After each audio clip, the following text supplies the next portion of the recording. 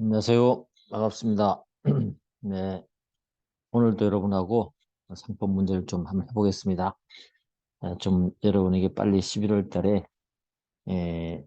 이걸 끝내주고 했으면 좋겠습니다. 한번 가능하도록 해보죠. 이제 뭐 거의 회사법 뒤쪽에 기관 들어왔으니까 예, 거의 다 끝나가고요.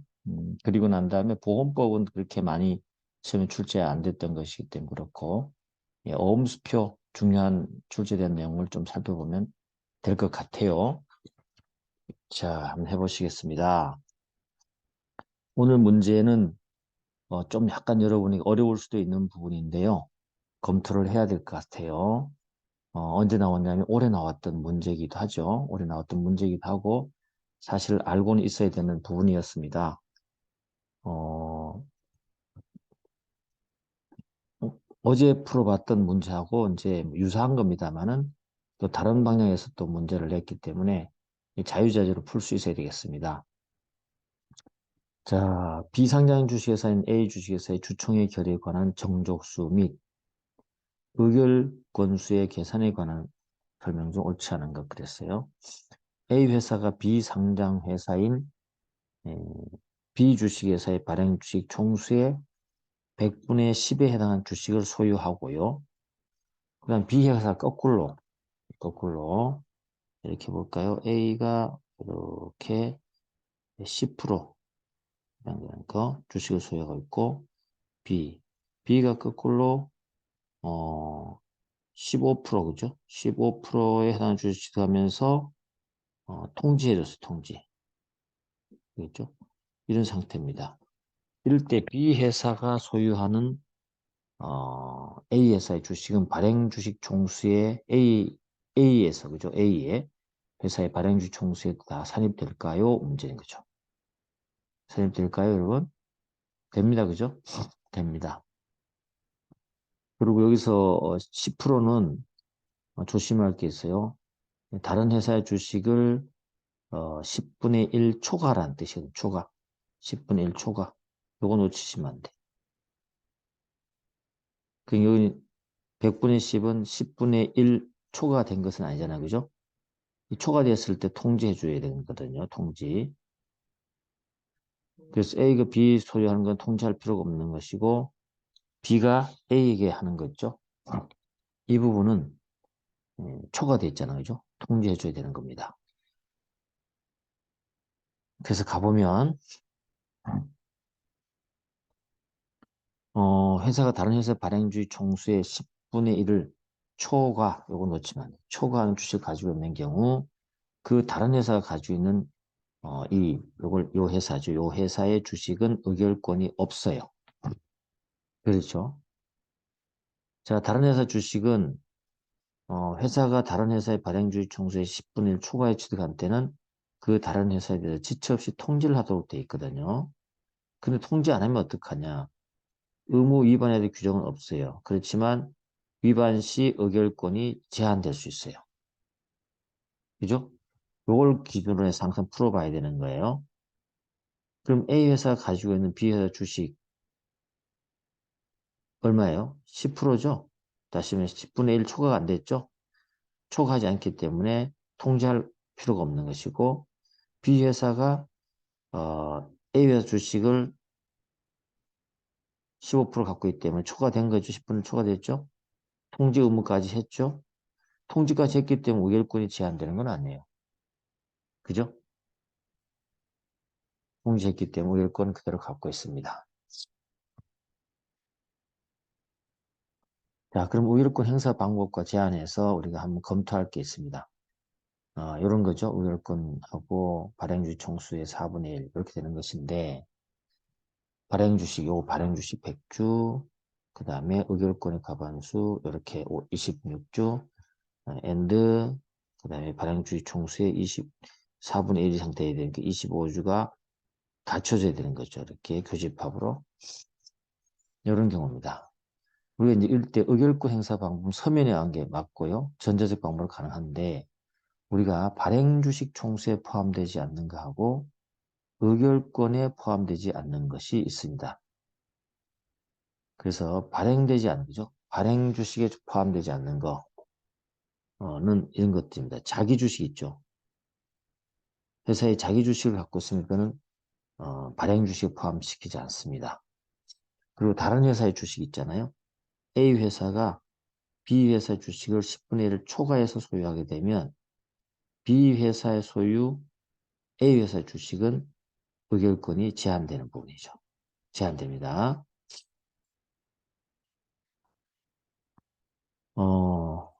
그 다음에 의결권이 배제 제한되는 종류 주식도 발행 주식 자체에 포함시키지 않습니다.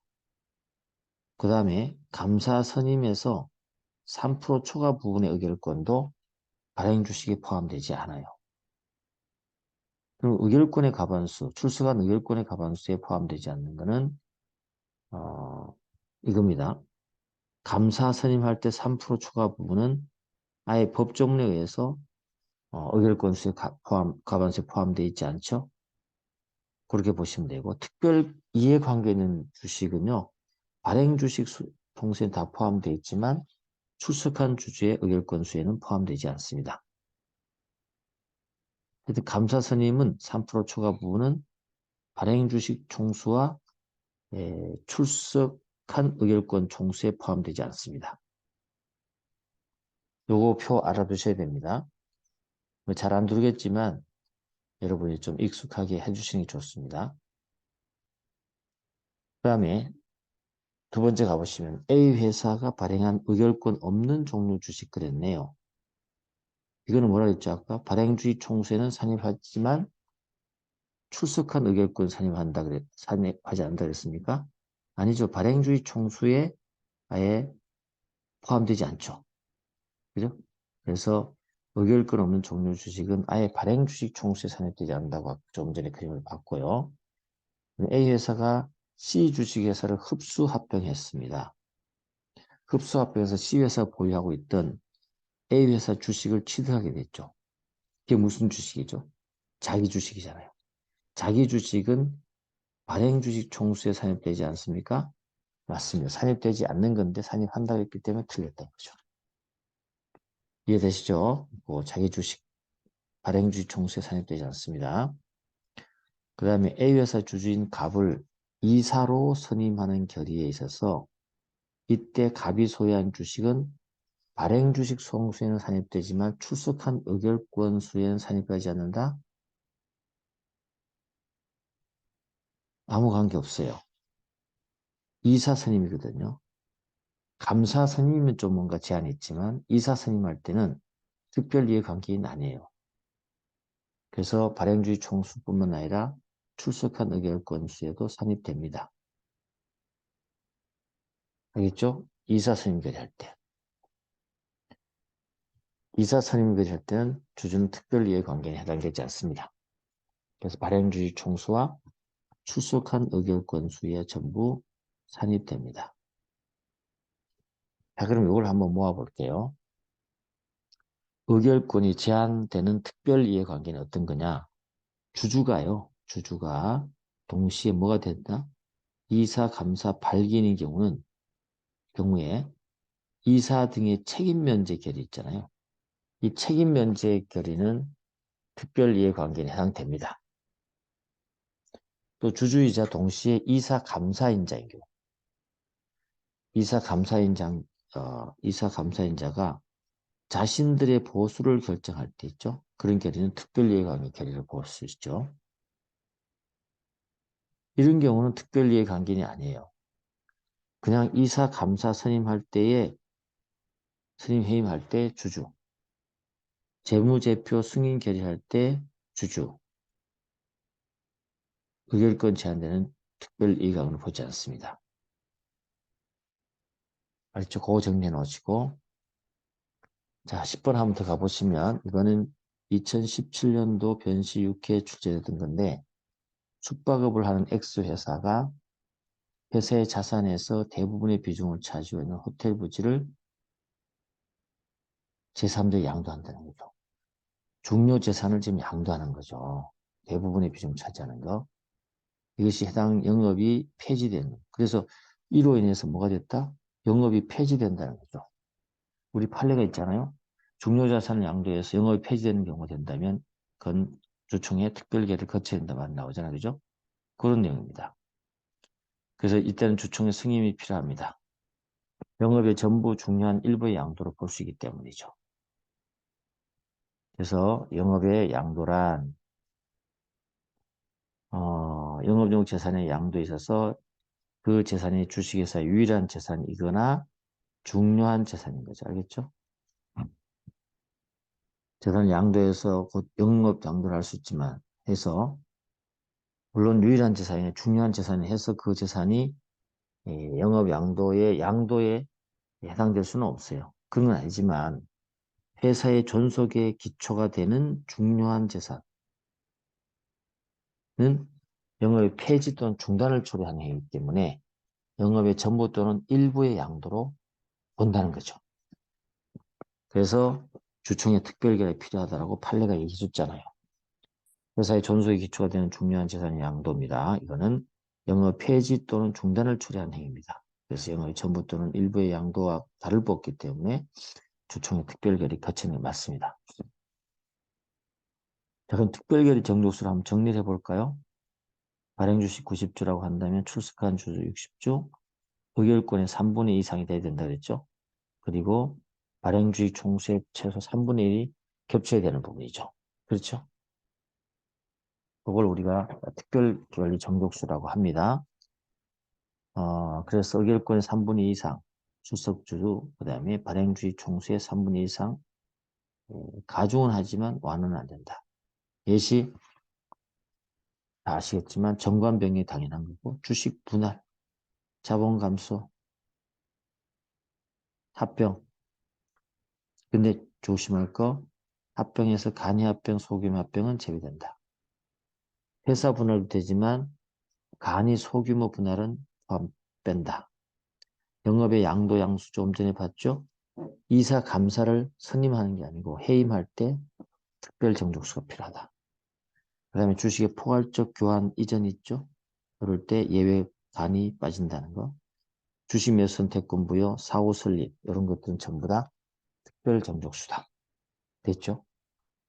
자, 그 다음에 니은번 가보시면 X회사의 영업의 일부를 분할해서 Y 주식회사를 신설하고 Y회사 주식 총수를 취득한 형식으로 회사 분을 했다. 이렇게 해서 영업의 일부를 분할 또는 신설하는 부분 있죠. 주총의 승인 필요합니다. 그래서 분할 계획서, 분할 합병의 승인 필요하고 분할 또 분할 합병할 때는 분할 계획서 등을 작성하고 주총의 특별계로 승인을 받습니다. 맞습니다. 디귿번 X회사의 발행 주식 총수의 91%를 소유하고 있는 Y 주식회사가 X회사를 흡수합병한다. 자, 흡수합병해서 존속하는 회사와 소멸되는 회사를 조심하라 했죠. 존속하는 회사가 알겠죠? 존속하는 회사가 X에서 발행 주식 총수 90%를 이미 소유하고 있어요. Y. 그죠? 있을 때 Y 주식회사가 X회사를 흡수한다. 이 Y 주식회사가. 그래서 90% 넘어섰잖아요. 이걸 우리가 간이합병을 합니다. 여기 간이합병은 소멸하는 회사의 총주주에 동의해 있거나 그 회사 발행주식 총수의 90% 이상을 합병으로 존속하는 회사가 소유가 있는 때는 소멸하는 회사의 주총의 승인, 이를 이사의 승인으로 가름할 수 있다.